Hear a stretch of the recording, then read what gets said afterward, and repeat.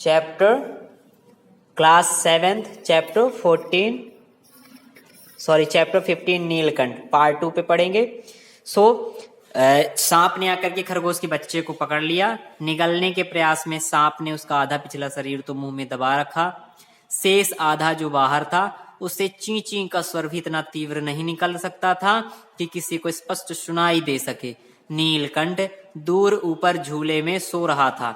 उसी के चौकन्ने कानों ने उस मंद स्वर की व्यथा पहचानी और वह पूंछ पंख समेटकर सर से एक झपट्टे में नीचे आ गया। संभवतः अपनी सहज चेतना से ही उसने समझ लिया होगा कि सांप के फन पर चोंच मारने से खरगोश भी घायल हो सकता है। उसने सांप को फन के पास पंजों से दबाया, फिर चोंच से इतने प्रहार किए कि वह अधमरा हो गया। पकड़ ढीली पड़ते ही खरगोश का बच्चा मुख से निकल तो आया, परंतु निश्चेष्ट सा वहीं पड़ा रहा। राधा ने सहायता देने की आवश्यकता नहीं समझी, परंतु उसकी मंद केका से किसी असामान्य घटना की सूचना सब ओर प्रसारित कर दी। माली पहुंचो, फिर हम सब पहुंचे।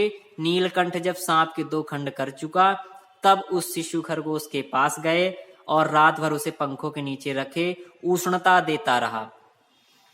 कार्तिकेय ने अपने युद्ध वाहन के लिए मयूर को क्यों चुना होगा, यह उस पक्षी का रूप और स्वभाव देखकर समझ में आ जाता है। मयूर कला प्रिय वीर पक्षी है, हिंसक मात्र नहीं। इसी से उसे बाज, चील आदि की श्रेणी में नहीं रखा जाता जिनका जीवन ही क्रूर कर्म है। नीलकंठ में उसकी जातिगत विशेषताएं तो थी ही, उनका मानवीकरण भी हो गया था। मेघों की सावली छाया में अपने इंद्रधनुष के गुच्छे जैसे पंखों को मंडलाकार बनाकर जब वह नाचता था तब उस नृत्य में एक सहजात लय ताल रहता था। आगे पीछे दाहिने बाएं क्रम से घूमकर वह किसी अलक्ष्य सम पर ठहर ठहर जाता था। राधा नीलकंठ के समान नहीं नाच सकती थी, परंतु उसकी गति में भी एक छंद रहता था। वह नृत्यमग्न नीलकंठ की दाहिनी ओर के पंख को छूती हुई बाईं ओर निकल आती थी, बाएं पंख को स्पर्श कर दाहिनी ओर। इस प्रकार उसकी परिक्रमा में भी एक पूरक ताल परिचय मिलता था। नीलकंठ ने कैसे समझ लिया, नेक्स्ट पेज पे समझ लिया कि उसका नृत्य मुझे बहुत भाता है, यह तो नहीं बताया जा सकता। परंतु अचानक एक दिन वह मेरे जाली घर के पास पहुंचते ही अपने झूले से उतरकर नीचे आ गया और पंखों का सतरंगी मंडलाकार छाता तानकर नृत्य की भंगिमा में खड़ा हो गया। तब से यह नृत्य भंगिमा नित्य का क्रम बन गई। प्रायः मेरे साथ कोई न कोई देसी विदेशी अतिथि भी पहुंच जाता था और नीलकंठ की मुद्रा को अपने प्रति सम्मान पूर्वक समझकर विस्मयाभिभूत हो उठता था। कई विदेशी महिलाओं ने उसे परफेक्ट जेंटलमैन की उपाधि दे डाली। जिस नुकीली पैनी चोंच से वह भयंकर विषधर को खंड खंड कर सकता था, उसी से मेरी हथेली पर रखे हुए भुने चने ऐसी कोमलता से हौले हौले उठाकर खाता था कि हंसी भी आती थी और विस्मय भी होता था। फलों के वृक्षों से अधिक उसे पुष्पित और पल्लवित वृक्ष भाते थे। बसंत में जब आम के वृक्ष सुनहली मंजरियों से लद जाते थे, अशोक नए लाल पल्लवों से ढक जाता था, तब जाली घर में वह इतना अस्थिर हो उठता कि उसे बाहर छोड़ देना पड़ता। नेक्स्ट पेज पे चलेंगे। नीलकंठ और राधा की सबसे प्रिय ऋतु तो वर्षा ही थी। मेघों के उमड़ आने से पहले ही वे हवा में उसकी सजल आहट पा लेते थे। तब उनकी मंद केका की गूंज अनुगूंज तीव्र से तीव्रतर होती हुई मानो बूंदों के उतरने के लिए सोपान पंक्ति बनने लगती थी। मेघ के गर्जन के ताल पर ही उसके तन्मय नृत्य का आरंभ होता और फिर मेघ जितना अधिक गरजता, बिजली जितनी अधिक चमकती, बूंदों की रिमझिमाहट जितनी तीव्र होती जाती, नीलकंठ के नृत्य का वेग उतना ही अधिक बढ़ता जाता और उसकी केका का स्वर उतना ही मंद से मंदतर होता जाता। वर्षा के थम जाने पर वह दाहिने पंजे पर दाहिना पंख और बाएं पर बायां पंख फैलाकर सुखाता। कभी कभी वे दोनों एक दूसरे के पंखों से टपकने वाली बूंदों को चोंच से पी पी कर पंखों का गीलापन दूर करते रहते। इस आनंदोत्सव की रागनी में बेमेल स्वर कैसे बज उठा यह भी एक करुण व्यत कथा है। एक दिन मुझे किसी कार्य में नखास कोने से निकलना पड़ा और बड़े मियाँ ने पहले के समान कार को रोक लिया। इस बार किसी पिंजड़े की ओर नहीं देखूंगी, यह संकल्प करके मैंने बड़े मियाँ की विरल दाढ़ी और सफेद डोरे से कान में बंधी ऐनक को ही अपने ध्यान का केंद्र बनाया। पर बड़े मियाँ के पैरों के पास जो मोरनी पड़ी थी उसे अनदेखा करना कठिन था। मोरनी राधा के समान ही थी। उसके मूंजे से बंधे दोनों पंजों को उंगलियां टूटकर इस प्रकार एकत्रित हो गई थी कि वह खड़ी ही नहीं हो सकती थी। बड़े मियाँ की भाषण मेल फिर दौड़ने लगे। देखिए गुरुजी, कमबख्त चिड़ी मारने बेचारी का क्या हाल किया है। ऐसी कभी चिड़िया पकड़ी जाती है?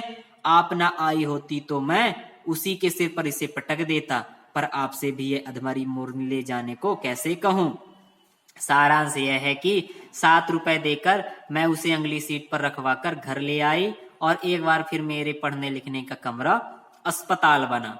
पंजों की मरहम पट्टी और देखभाल करने पर वह महीने भर में अच्छी हो गई। अंगुलियां वैसी ही टेढ़ी मेढ़ी रहीं, परंतु वह ठूंठ जैसे पंजों पर डगमगाती हुई चलने लगी। तब उसे जाली घर पर पहुंचाया गया। नाम रखा गया कुब्जा।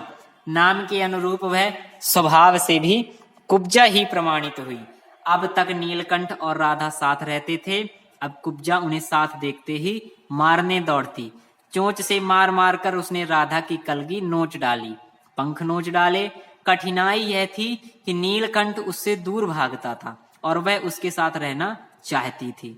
ना किसी जीव जंतु से उसकी मित्रता थी, ना वह किसी को नीलकंठ के समीप आने देना चाहती थी। उसी बीच राधा ने 2 अंडे दिए, जिनको वह पंखों में छिपाए बैठी रहती थी।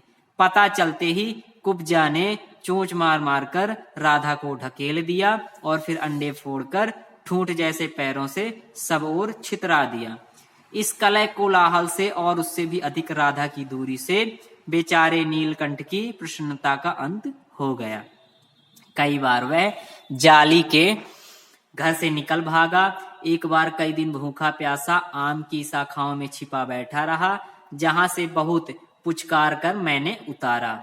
एक बार मेरी खिड़की के शेड पर छिपा रहा। मेरे दाना देने जाने पर वह सदा की भांति पंखों को मंडलाकार बनाकर खड़ा हो जाता था, पर उसकी चाल में थकावट और आंखों में एक शून्यता रहती थी। अपनी अनुभवहीनता के कारण ही मैं आशा करती रही कि थोड़े दिन बाद सब में मेल हो जाएगा। अंत में 3-4 मास के उपरांत एक दिन सवेरे जाकर के देखा कि नीलकंठ पूंछ पंख फैलाए धरती पर उसी प्रकार बैठा हुआ है जैसे खरगोश के बच्चों को पंखों में छिपा करके बैठता था। मेरे पुकारने पर भी उसके न उठने पर संदेह हुआ। वास्तव में नीलकंठ मर गया था। क्यों का उत्तर तो अब तक नहीं मिल सका। ना उसे कोई बीमारी हुई, ना उसके रंग बिरंगे फूलों के स्तवक जैसे शरीर पर किसी चोट का चिन्ह मिला। मैं अपने साल में लपेटकर उसे संगम ले गई। जब गंगा की बीच धार में उसे प्रवाहित किया गया, तब उसके पंखों की चंद्रिकाओं से बिंबित प्रतिबिंबित होकर गंगा का चौड़ा पाट एक विशाल मयूर के समान तरंगित हो उठा। नीलकंठ के ना रहने पर राधा तो निश्चेत सी कई दिन कोने में बैठी रही। वह कई बार भागकर लौट आया था, अतः वह प्रतीक्षा के भाव से द्वार पर दृष्टि लगाए रहती थी। पर कुब्जा ने कोलाहल के साथ खोज ढूंढ आरंभ की। खोज के क्रम में वह प्रायः जाली का दरवाजा खुलते ही बाहर निकल आती थी और आम, अशोक, कचनार आदि की शाखाओं में नीलकंठ को ढूंढती रहती थी। एक दिन आम से उतरी ही थी कि कजली अल्सेशियन कुत्ती सामने आ पड़ गई। स्वभाव के अनुसार उसने कजली पर भी चोंच से प्रहार किया। परिणामतः कजली के 2 दांत उसकी गर्दन पर लग गए।